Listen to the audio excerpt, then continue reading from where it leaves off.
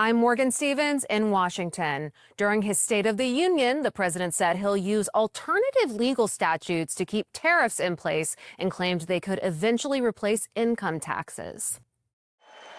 President Donald Trump says that tariffs, rejected by the Supreme Court last week, will continue. Will remain in place under fully approved and tested alternative legal statutes.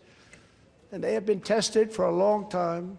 They're a little more complex, but they're actually probably better. Legal experts note the statute Trump is using, Section 122, is only a temporary solution. The biggest problem is that they only go on for 150 days, and Congress has already made it pretty clear that they're not renewing after 150 days. So unless the president has a trick up his sleeve to renew on his own after 150 days, he's going to have to go on to something else. The National News Desk spoke with U.S. Trade Representative Jamieson Greer about how the administration will move forward. The trade policy we've had for the past year is going to remain the same.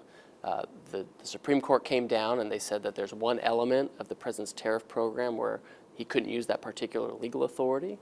Congress has given several other legal authorities, and so we're just going to use those instead. Trump doubling down that tariff revenue will eventually be able to replace federal income taxes. I believe the tariffs paid for by foreign countries will, like in the past, substantially replace the modern-day system of income tax, taking a great financial burden off the people that I love.